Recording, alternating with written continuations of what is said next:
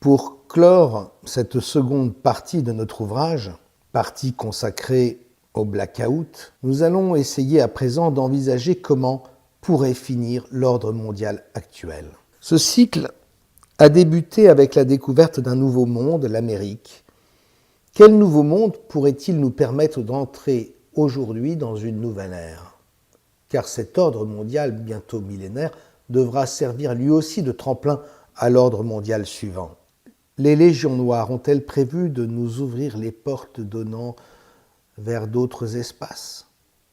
Selon certains, la technologie du voyage interplanétaire, mais peut-être devrais-je parler de voyage interdimensionnel, serait déjà au point. Et certaines zones, notamment sur Mars, seraient parfaitement tempérées et viables. Les sangs noirs n'auraient qu'à lancer le signal et une horde de nouveaux pionniers s'envolerait vers ce nouvel Eldorado, trop heureux d'abandonner la Terre. Délire paranoïaque ou simple logique ? Nous sommes ici dans un exercice d'extrapolation. N'avons-nous pas dit que le scénario de l'histoire humaine se rejouait à l'intérieur d'une boucle perpétuelle ? Les chasseurs d'anomalies martiennes sont convaincus de la présence de vestiges sur la planète rouge, comme si Mars, sœur de la Terre, avait été un temps occupé avant d'être ravagé, puis finalement abandonné.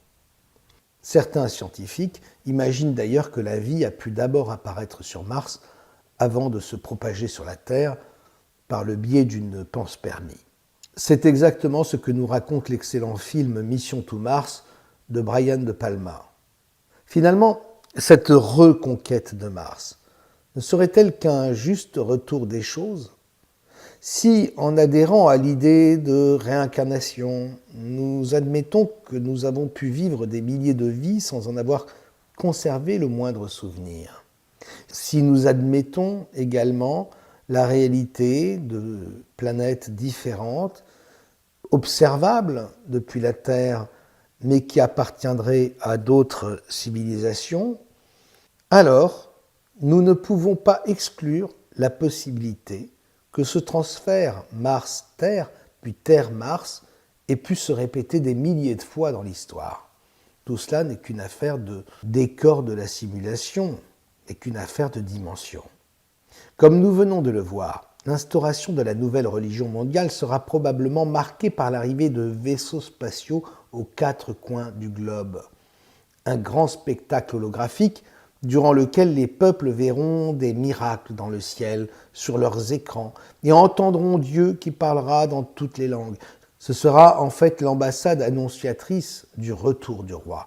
Cette rencontre pourrait avoir comme déclencheur, comme prétexte, la récente colonisation de la planète Mars par l'homme.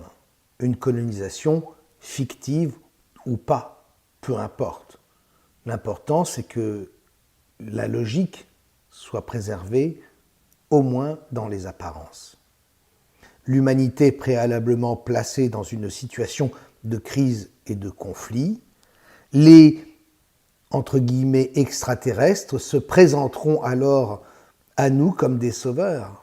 Ils mettront en lumière le rôle qu'ils ont joué dans l'évolution de l'espèce humaine, l'influence qu'ils ont eue dans la naissance des civilisations et l'apparition des religions. Ceux dont le nom n'est pas inscrit dans le livre de vie seront séduits par ce discours trompeur et personne n'osera douter publiquement de leurs bons sentiments. Ce sera alors comme le paradis retrouvé sur la terre. Mais, bientôt, les faux dieux montreront leur vrai visage et l'humanité sombrera dans les jours sombres du bas astral. À bien y réfléchir, ce scénario apparaît comme une finalité naturelle de notre cycle et s'inscrit dans la logique de l'évolution de ces dernières décennies. Tout a été préparé depuis le commencement.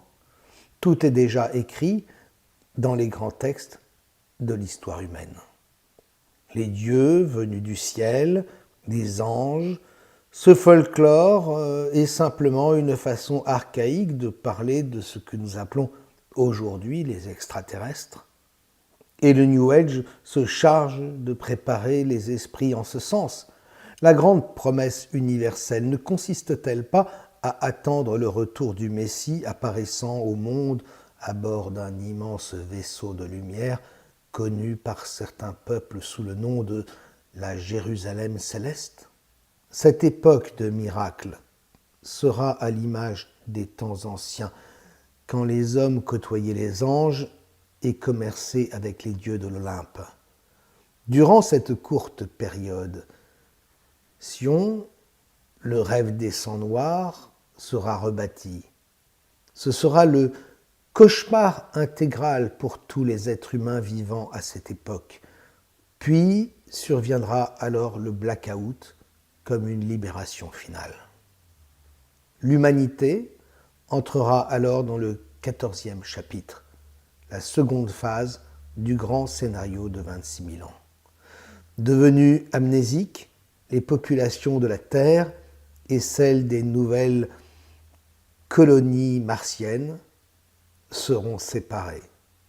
Je rappelle, Mars étant simplement une autre dimension de la simulation. Il se passera sur la Terre exactement ce qui s'est déroulé sur Mars à la fin du 26e siècle précédent. L'époque appartenait alors à ceux que nous avons appelés les Atlantes. C'était le temps de Mars, le temps des hommes sur Mars et des confédérations spatiales. L'homme avait entièrement colonisé le système. Mars était le centre névralgique de la troisième sphère de densité, le moyen astral, et tenait la cohérence du monde. Puis le 26e cycle s'est terminé par un blackout ravageur. Durant cet événement, les 7 sphères de densité se sont ébranlées et les frontières entre les mondes n'ont plus été étanches. Toutes les créatures du monde ont alors cohabité, tandis que les sphères ont fusionné pendant un court laps de temps avant que tout ne rentre progressivement dans l'ordre. Commença alors, pour la énième fois, le premier cycle du scénario de 26 000 ans. Cependant, à la surface de Mars, centre du blitz électromagnétique, les frontières entre les sphères, au lieu de se restaurer, devinrent de plus en plus instables. Les dimensions s'entremêlaient de plus en plus souvent et les démons des autres sphères faisaient fréquemment des razzias à l'intérieur de la troisième sphère de densité. Certaines entités prenaient possession des corps biologiques qu'elles trouvaient, hommes et animaux, pour les transformer en créatures sanguinaires causant régulièrement des pertes dans la communauté humaine. Après quelques siècles, la planète Mars n'étant plus habitable, elle fut évacuée par les survivants qui se réfugièrent sur la Terre, une colonie abandonnée où les êtres humains vivaient encore à l'état sauvage. C'est ainsi qu'évolua l'histoire du premier cycle de 1000 ans. La petite poignée de survivants vécut longtemps à l'écart des populations terrestres primitives qu'elles se chargèrent d'éduquer et à qui elles inculquèrent lentement les premières bribes de civilisation. Depuis donc, 13 millénaires se sont écoulés. Le temps ayant fait son œuvre, la planète Mars, en tout cas la dimension qui s'y rapporte, a reconstitué son champ électromagnétique et les frontières entre les sphères de densité sont de nouveau étanches. Subsistent encore çà et là quelques zones d'anomalie qui s'activent la nuit et dans lesquelles des créatures de l'astral peuvent faire encore irruption dans notre dimension. Ces zones ont été recensées et circonscrites. Dans l'ensemble, tout est sous contrôle. Le temps et la reconquête de Mars est donc arrivé. Tout cela n'est évidemment que extrapolation et spéculation. Ainsi, ce qui s'est produit sur Mars se produira aussi sur la Terre lors du prochain cycle. après le 13e blackout, les nouvelles colonies martiennes isolées du reste du monde, comme le furent au début du cycle actuel les Indiens d'Amérique, évolueront indépendamment des habitants de la Terre. Sur Mars, seules subsisteront quelques prophéties prédisant l'arrivée de frères de l'espace. Sur Terre, le nouvel ordre mondial de 1000 ans sera instauré. La religion dominante, assimilant les dieux à des extraterrestres, incitera l'humanité à se tourner vers les étoiles, une quête d'autant plus impérieuse que les frontières entre les dimensions commenceront à se dégrader sérieusement. La troisième sphère de densité sera de moins en moins étanche sur la Terre et les créatures du bas astral y feront leur apparition. Cet ordre mondial, technologique par nature, atteindra rapidement sa maturité et se lancera bientôt à la conquête d'un nouveau monde, la planète Mars, peuplée de sauvages qu'ils se feront un devoir de civiliser. Finalement, au fil des siècles, la confédération martienne deviendra la grande puissance de ce cycle, tandis que déclinera l'influence de la vieille planète Terre, lentement abandonnée à son sort par les hommes. Ainsi se perpétuera l'histoire. Ce sera alors pour les 13 000 ans restants du grand scénario de 26 000 ans, le temps de la planète Mars, jusqu'à ce que la boucle de nouveau se referme. Ne perdons pas de vue que nous sommes ici dans un exercice de pure spéculation.